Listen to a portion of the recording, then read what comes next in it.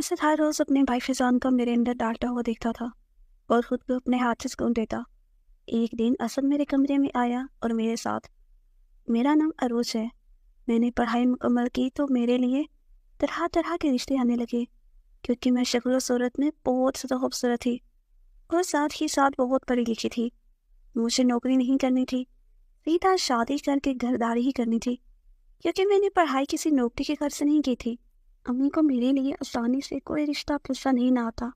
वो चाहती थी कि मेरा रिश्ता किसी ऐसे घर में हो जहाँ बहुत कम अफराद हों, ताकि मेरी खूबसूरत सी परी को काम करने में कोई दिक्कत पेश ना आए। फिर एक दिन मेरे लिए मेरे शोहर फैजान का रिश्ता आया। अम्मी ने छानबीन की। फैजान अपने भाइयों के साथ घर में रहता था, जबकि इसमें सिर्फ 2 मर्द थे, औरत कोई भी नहीं थी। इस घर को अब सिर्फ एक औरत की जरूरत थी और फैजान शादी करके जल्द से जल्द इस घर में कोई औरत लाना चाहता था जो इनके इस घर को संभाल सके। फैजान और मेरी शादी बहुत धूमधाम से हुई। फैजान से छोटे 2 भाई थे जो भी तालिबे इल्म थे। फैजान इनसे बहुत मोहब्बत करता था, क्योंकि इन दोनों का भी फैजान के सिवा इस दुनिया में कोई भी नहीं था। मैं जैसे ही शादी करके इस घर में आई तो इन दोनों को बहुत ज़्यादा खुशी हुई, क्योंकि इनकी माँ इनकी कम उम्र में ही फौत हो गई थी। इनका मुझसे कुछ ज़्यादा ही लगाव हो गया था। वो भी जवान थे, मगर फैजान हमेशा बच्चा समझता था, जबकि वो सब समझते थे। फैजान और मेरी नई नई शादी हुई थी। मैं जैसे ही बाहर निकलती तो दरवाजे के पास दोनों देवर खड़े होते, मुझे देखकर बहुत घबरा जाते और इन्हें देख के मेरा चेहरा बिल्कुल ही सट हो जाता कि वो हमारे दरवाजे के पास क्या कर रहे हैं। मुझे शक होने लगता, क्या वो हम दोनों को इस हालत में देख रहे थे। मैंने कई बार ये बात फैजान से करने की कोशिश की, मगर फैजान मुझे हमेशा डांट कर चुप करवा देता कि मेरे भाई भी छोटे हैं, तो मैं इन पर इस तरह से इल्ज़ाम कैसे लगा सकती हूँ, और मुझे मेरे भाई के खिलाफ करना छोड़ दो। असद और फ़ाखर दोनों मेरे देवर थे। असद को शादी का शौक था। वो अक्सर मेरे कमरे में आता, मुझसे बातें करता, मेरे कपड़े देखता और हमेशा मुझसे फरमाइश करता कि भाभी आज ये रंग पहनो, आज वो रंग पहनो। असद को मेकअप वगैरह की औरतें बहुत अच्छी लगती थीं।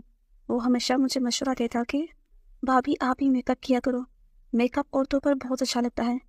इसकी ये बात सुनकर मैं मुस्कुरा देती और इससे कहने लगती कि तुम्हें बड़ा पता है औरतों का, तुमने तो औरतें देखी ही नहीं, क्योंकि तुम्हारे घर में तो मुझसे पहले औरतें थी ही नहीं। तो वो हंसकर कहने लगा कि अब तो औरत देख चुका हूँ और मुझे सारी समझ आ गई है कि औरतें कैसी होती हैं, कितनी नाजुक होती हैं, कितनी खूबसूरत होती हैं। इसके मुंह से अपनी इतनी तारीफें सुनकर मैं दंग रह गई थी। जब फैजान घर न आता तो सब मेरे कमरे में आकर बैठ जाता। कभी कभी फाहद भी इसके साथ होता, मगर अक्सर असद ही मेरे कमरे में आकर बैठता और मेरी चीज़ें उठा उठा कर देखता। मैं इसे गुस्सा करती कि यूँ औरतों की पर्सनल चीज़ें नहीं देखा करते, मगर वो बड़े गौर से मेरी पर्सनल चीज़ें मेरे कमरे से उठाकर देखने लगता। मैं भी फैजान की तरफ इसे बच्चा समझकर टाल देती कि इसने पहले कभी ये सब नहीं देखा, इसलिए शायद इतने गौर से इन सब चीज़ों को देख रहा है।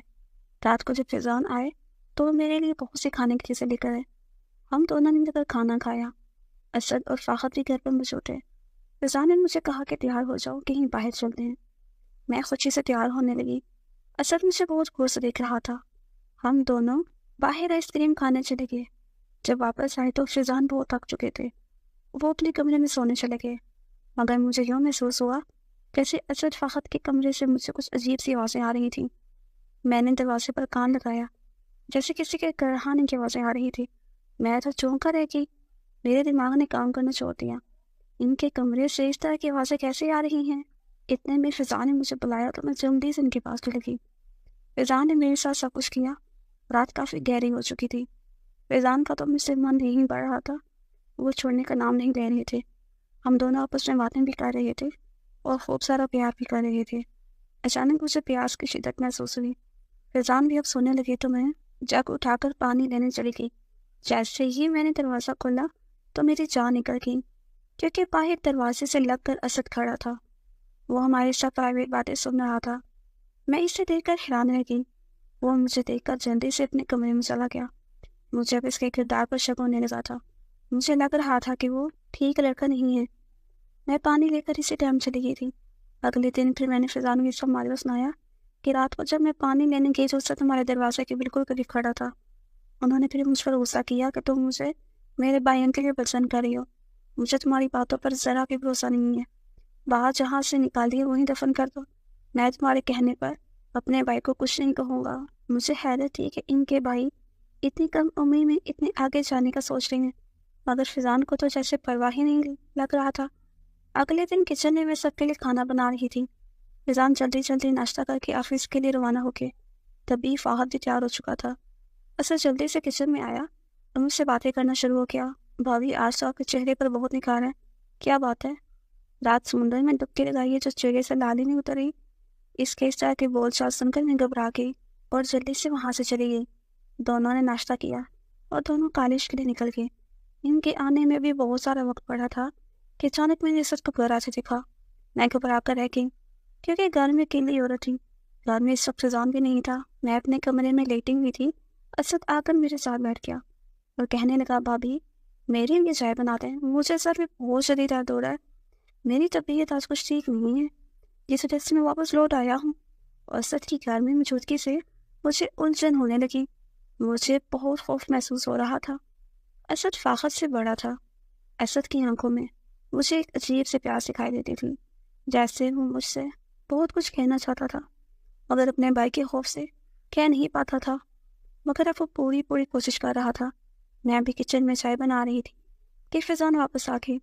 انہوں نے اسد کو میرے بیڈ پر سوتے ہوئے دیکھا تو پوچھا، اسد تم آج کالج نہیں گئے؟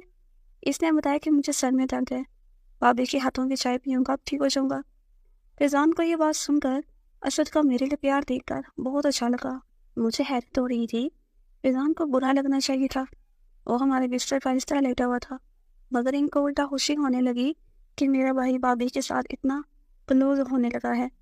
مجھے تو اپنے شوہر کا غصہ ہونے لگا تھا۔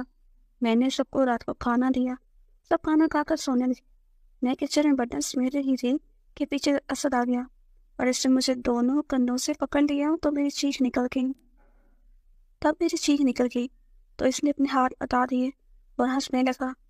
میں اسے عجیب طرح سے گھورنے لگی۔ اس نے کہا، میں تو آپ کو ڈرا رہا تھا۔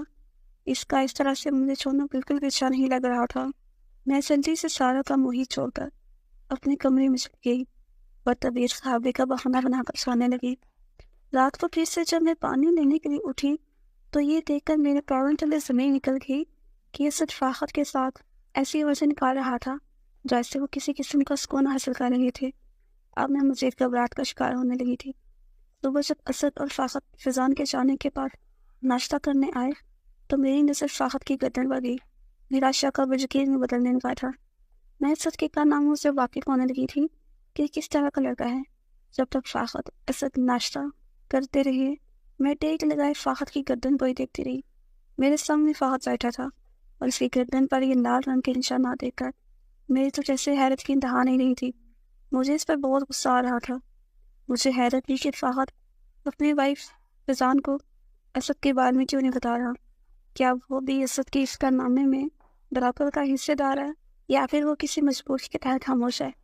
اس طرح مجھے امی کی طرف سے کال آئی تھی کہ تمہارے بھائی کا برتھڈے ہے، تم جلدی سے گھر آ جانا، ایسا نہ ہو کہ ہم رات دیکھتے رہ جائیں اور تمہارے گھر کے کام ختم ہونے کا نام ہی نہ لیں۔ میں نے امی کو ہاں کیا اور جلدی جلدی گھر کا کام سمیٹنے لگی۔